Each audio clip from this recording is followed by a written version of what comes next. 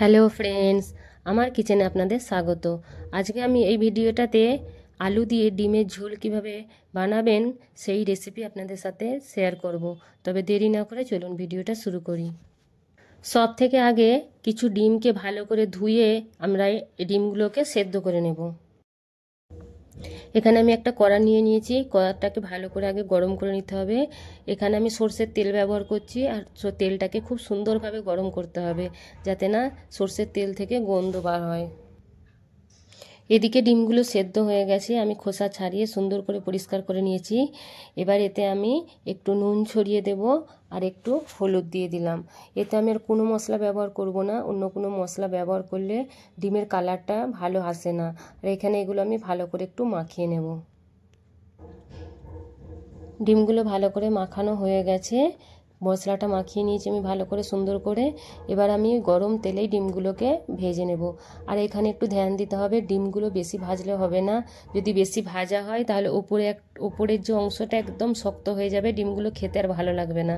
তো সেই কারণে হালকা হালকা একটু কালার আসবে আমি তুলে নেব। দেখুন আমি এবার এই ডিমগুলোকে তুলে সাইডে রেখে নেব। হয়ে গেছে ডিমগুলো ভাজা। এই তেলেতেই এবার আমি কিছু টুকরো টুকরো করে রাখা আলু ভালো করে সুন্দর করে ভেজে নেব। আর এই আলুতে শুধু আমি একটু নুন দেবো আর একটু সামান্য হলুদ দেবো, লঙ্কা গুঁড়ো দেবো না। এতে করে কি হবে, লঙ্কা গুঁড়ো দিলে আমাদের একদম আলুগুলো কালার আসবে না। দেখুন আমি এখানে অল্প নুন আর একটু হলুদ দিয়ে আমি সুন্দর করে আলুগুলোকে ভেজে নেব। আলুগুলোকে যদি জোরে আঁচে ভাজা হয় খুব সুন্দর কালারও আসে, তাড়াতাড়ি কালার চলে আসে, আর কালারটাও খুব সুন্দর দেখতে লাগে। আর যদি আস্তে করে আঁচে ভাজা হয় তাহলে কালার মোটেও আসতে চাইবে না। তো এখানে ধ্যান রাখতে হবে যে জোরে যেন আঁচটা থাকে। এই দেখুন প্রায় ভাজা ভাজা হয়ে এসেছে, আর একটু ভাজলেই হয়ে যাবে। আলুগুলো ভাজা হয়ে গেছে, এবার আমি আলুগুলোকে তুলে একটু সাইডে রেখে দেবো। এইখানে অনেকটা তেল আছে, তবে আমি একটু তেল এখান থেকে তুলে নেব। এই দেখুন একটু তেল তুলে নিয়েছি। এই তেলেতে এবার দুটো তেজপাতার একটা শুকনো লঙ্কাকে আমি ভালো করে একটু নেড়ে নেব। এতে আমি ছোট ছোট করে টুকরো করে কেটে রাখা দুটো পেঁয়াজ আমি দিয়ে ভালো করে সুন্দর করে লাল করে নেব।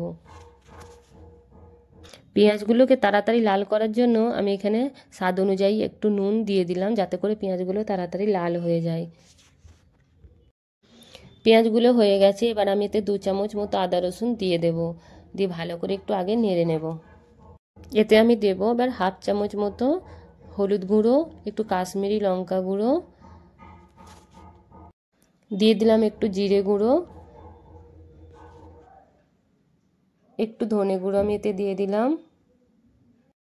একটা আমি এখানে টমেটো ব্যবহার করছি, ছোট টুকরো টুকরো কেটে রাখা টমেটো। এবার এগুলোকে ভালো করে আমি একটু নেড়ে নেব আগে।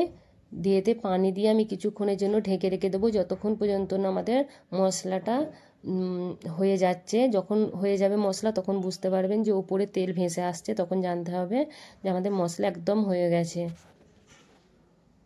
কিছুক্ষণ পর দেখুন টমেটোগুলো একদম গলে গেছে, আর একদম দেখুন তেল ওপরে আসছে। এবার মশলা আমাদের পাকা হয়ে গেছে। তো এবার আমি আলুগুলো যেগুলো ভেজে রেখেছিলাম ঢেলে দেবো, দিয়ে ভালো করে কিছুক্ষণ নেড়ে নেব। আর এখানে আমি একটুখানি 1 কাপ মতো মুসুরির ডালকে আমি সেদ্ধ করে নিয়েছি। ওই মুসুরির ডালটা আমি এতে ঢেলে দেবো, যাতে করে আমাদের তরকারিটা আরও টেস্ট বেড়ে যায়।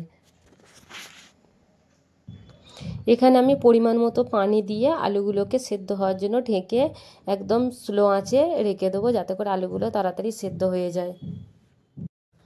এখানে একদম হয়ে গেছে আলুগুলো সেদ্ধ। এবার আমি যে ডিমগুলো ভেজে রেখেছিলাম ডিমগুলো দিয়ে এবার আমি এখানে আরও কিছুক্ষণ ফুটিয়ে নিলাম।